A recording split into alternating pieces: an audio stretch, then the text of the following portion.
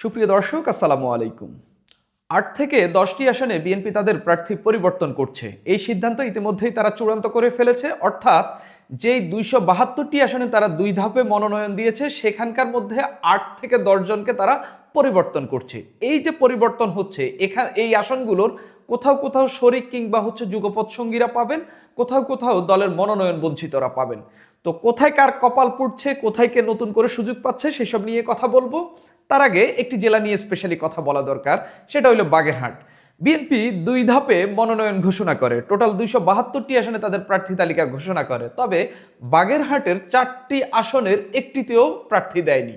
এই প্রথমবার বাগেরহাটের যে ৪টি আসন, সেই ৪টি আসনে ৪ জন প্রার্থীর নাম জানা গেল। সেটাও বিএনপি যে বৈঠক করেছে, সেই ৪টি আসন থেকে ৪ জনকে বিএনপি ডেকেছে, সেই বৈঠকে ডেকেছে। এর মধ্য দিয়ে স্পষ্ট হয়ে গেল বৈঠকে যারা ডাক পেয়েছেন তারাই বিএনপির প্রার্থী হচ্ছেন। এর মধ্য দিয়ে স্পষ্ট হওয়া গেল এই বাগেরহাটের ৪ আসনে এই ৪ জনকে প্রার্থী করা হচ্ছে। আমি একটু এই ৪ জনের নাম বলি। বাগেরহাট ১ আসনে কপিল কৃষ্ণ মণ্ডল, বাগেরহাট ২ আসনে ব্যারিস্টার শেখ মোহাম্মদ জাকির হোসেন, বাগেরহাট ৩ আসনে শেখ ফরিদুল ইসলাম, বাগেরহাট ৪ আসনে সোমনাথ দে। এবার আসি যেই সব আসনে বিএনপি প্রার্থী পরিবর্তন করছে। প্রথমেই জালকাঠি ২ আসনে বিএনপি একেবারে যখন গত ৩ নভেম্বর যখন প্রথমবার ২৩৭ আসনে প্রার্থী তালিকা ঘোষণা করে, তখনই এখানে প্রার্থী ঘোষণা করে দেয় ইসরাত সুলতানা ভুট্টো, বিএনপির প্রয়াত একজন নেতা জুলফিকার আলী ভুট্টোর স্ত্রী। তাকে এই আসনে বিএনপি মনোনয়ন দেয় এবং তিনি এই আসনে ২০০১ সালে নির্বাচিত হয়েছিলেন, এমপি হয়েছিলেন। এই ইসরাত সুলতানা ভুট্টো নিজেই ২০০১ সালে এই আসন থেকে বিএনপির ধানের শীষ নিয়ে নির্বাচন করে জয়লাভ করেছিলেন। এবার তাকে প্রথম ধাপেই মনোনয়ন দেওয়া হয়। এখন তার মনোনয়নটি কেড়ে নেওয়া হচ্ছে বলতে সেখানে অন্য আরেকজনকে দেওয়া হবে। এখন প্রশ্ন হলো, সেখানে কি শরিকের কেউ পাবে নাকি দলের মনোনয়ন বঞ্চিত কাউকে দেওয়া হবে? এখন পর্যন্ত আমার কাছে যে তথ্য, সেই তথ্য মতে শরিকের কেউ একজনই সেখানে মনোনয়ন পাচ্ছেন, এটাই আমার কাছে তথ্য। তবে দলের কেউ পাইতে পারেন বলে শোনা যাচ্ছে। সম্ভবত সেখানে গণ অধিকার পরিষদ পাইতে পারে, এরকম কথাই শোনা যাচ্ছে। এখন আপনি আমাকে বলতে পারেন যে ভাই, ইসরাত সুলতানা ভুট্টো, ইলেন ভুট্টোকে যে বিএনপি মনোনয়ন দিয়েছে, এখন যে তাকে প্রার্থী করবে না বা তার থেকে যে মনোনয়ন যে তারটা বাতিল করা হচ্ছে, এটা আপনি কিভাবে বুঝলেন? দেখেন, গত বুধবার থেকে বিএনপি তাদের কেন্দ্রীয় কার্যালয়ে বৈঠক করছে।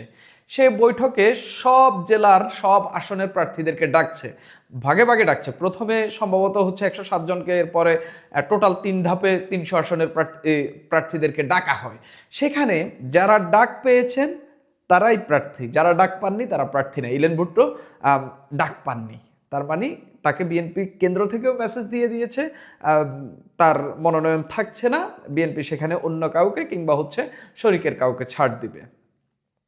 একেবারে জানা একটা কথা, চট্টগ্রাম ৪ আসনে আমি একেবারে প্রথম দিন থেকে বলে আসতেছি, এই আসনের মনোনয়ন পরিবর্তন হবে। চট্টগ্রাম ৪ আসন, সীতাকুণ্ড উপজেলা নিয়ে গঠিত এই আসনে বিএনপি প্রথমে মনোনয়ন দিয়েছিল চট্টগ্রাম উত্তর জেলা বিএনপির সাবেক যুগ্ম আহ্বায়ক কাজী মোহাম্মদ সালাউদ্দিন। তিনি মনোনয়ন নেওয়ার পর এই সম্ভবত পরশু তিনি এই নির্বাচন কমিশন থেকেও মনোনয়ন ফর্ম কিনে ফেলেন। তবে বিএনপি যে বৈঠক করেছে সেখানে তাকে ডাকেননি, ডাকা হয়েছে বিএনপির সাবেক যুগ্ম মহাসচিব আসলাম চৌধুরীকে। এবং বিএনপি যখন ২৩৭ আসনে ৩ নভেম্বর যখন তালিকা ঘোষণা করে ২৩৭ আসনে কে কে প্রার্থী হচ্ছে, সবার আগে যে আসনে বিক্ষোভ হয় সেই আসনটি হইল চট্টগ্রাম ৪, সীতাকুণ্ড উপজেলা নিয়ে গঠিত। ওই আসনেই সবার আগে বিক্ষোভ হয়, রেলপথ অবরোধ করা হয়, ঢাকা চট্টগ্রাম মহাসড়ক অবরোধ করা হয়, তারপরে সড়কে টায়ার জ্বালিয়ে বিক্ষোভ করা হয়। তার অনুসারীরা, আসলাম চৌধুরীর অনুসারীরা ব্যাপক বিক্ষোভ করেছেন এবং কেন্দ্রের বার্তা এসেছে। এবং আসলাম চৌধুরীর অনুসারীরা এও বলেছেন, যদি এখানে আসলাম চৌধুরীকে মনোনয়ন না দেওয়া হয় তিনি বিদ্রোহী প্রার্থী হবেন এবং এই আসন বিএনপি অর্থাৎ ধানের শীষ পাবে না। এবং আসলাম চৌধুরী মনোনয়ন ফরমও নিয়েছেন স্বতন্ত্র প্রার্থী হওয়ার জন্য। তবে তার আগেই তাকে দলের এই প্রার্থীদের বৈঠকে ডেকেছে। আপনার কাজী মোহাম্মদ সালাউদ্দিনকে ডাকা হয়নি। এর মধ্য দিয়ে স্পষ্ট যে আসলাম চৌধুরী প্রার্থী হচ্ছেন, ধানের শীষ পাচ্ছেন, কাজী সালাউদ্দিন বাদ পড়ছেন।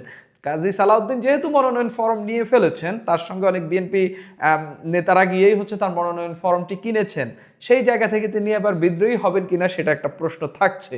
আসলাম চৌধুরী যাকে নতুন করে প্রার্থী করা হচ্ছে, সে আসলাম চৌধুরী 2018 সালেও বিএনপির প্রার্থী হয়েছিলেন ওই আসনে, এবং তখন তিনি কারাগারে ছিলেন। চট্টগ্রাম 6, এই আসনে যখন হচ্ছে প্রথমবার যখন 3 নভেম্বর যখন হচ্ছে বিএনপি 237 আসনে প্রার্থী ঘোষণা করে, এই আসনটি ফাঁকা রাখা হয়। দ্বিতীয় ধাপে যখন 36টি আসনে বিএনপি আবার 4 ডিসেম্বর প্রার্থী তালিকা ঘোষণা করে 36টি আসনে, তখন এখানে মনোনয়ন দেওয়া হয়। বিএনপির কেন্দ্রীয় ভাইস চেয়ারম্যান গিয়াসউদ্দিন কাদের চৌধুরী, তাকে মনোনয়ন দেওয়া হয়। এই যে 4 ডিসেম্বর তাকে মনোনয়ন দেওয়া হইল, আজকে হইল 22 তারিখ, 22 ডিসেম্বর। এই 18 দিনের মধ্যেই মানে তিনি 4 ডিসেম্বর খুব খুশি হয়েছিলেন। এখন তাকে বিএনপির কেন্দ্রে যে বৈঠক হয়েছে সেই বৈঠকে ডাকা হয়নি, অর্থাৎ তার মনোনয়নটাও থাকছে না। এটা মোটামুটি স্পষ্ট। সেখানে সূত্র মতে যে কথা, যে সেখানে যারা ডাক পাননি তাদের মনোনয়ন থাকছে না। বিএনপি আগে থেকেই তাদের সঙ্গে যোগাযোগ করেছেন, আগে থেকেই তাদেরকে বলে দিয়েছেন, বার্তা দিয়েছেন যে হচ্ছে আপনাদের মনোনয়ন থাকছে না, আপনারা কেন্দ্রে ডাক পাচ্ছেন না, প্রার্থীদের বৈঠকে আপনারা ডাক পাচ্ছেন না। সেই জায়গা থেকে গিয়াসউদ্দিন কাদের চৌধুরী ডাক পাননি, অর্থাৎ তার মনোনয়ন থাকছে না। মানে মাত্র 18-19 দিনে তিনি মুদ্রার এপিঠ ওপিঠ দুইটাই দেখে ফেললেন।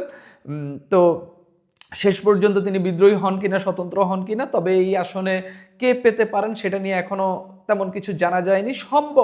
সম্ভবত এই আসন থেকে বিএনপির জোট সঙ্গী কেউ পেতে পারে। তবে বিএনপি এই প্রার্থী তালিকা ঘোষণার পর বিএনপি নানান আসনে জরিপ করেছে, মানে সব আসনেই জরিপ করেছে, দেখেছে তারা যে প্রার্থী দিয়েছে সেই প্রার্থী জয়লাভ করতে পারবে কিনা, সেই প্রার্থীর অবস্থান কেমন, তারপরে এই যে কোন দল রয়েছে সেগুলো নিয়েও বিএনপি হচ্ছে গবেষণা করেছে। এইসব নিয়ে সব মিলিয়ে বিএনপি এইসব গবেষণার পর দেখতে পেয়েছে যে হচ্ছে কাকে কোথায় পরিবর্তন করা দরকার বা কোথায় কোথায় জোটকে দেওয়া যায়, সেই সব নিয়ে বিএনপি এখন কাজ করছে এবং তাকে সরিয়ে দেওয়া হচ্ছে। যশোর 6, কাজী রওনকুল ইসলাম শ্রাবণ, এই আসনে তাকে মনোনয়ন দেওয়া হয়েছে।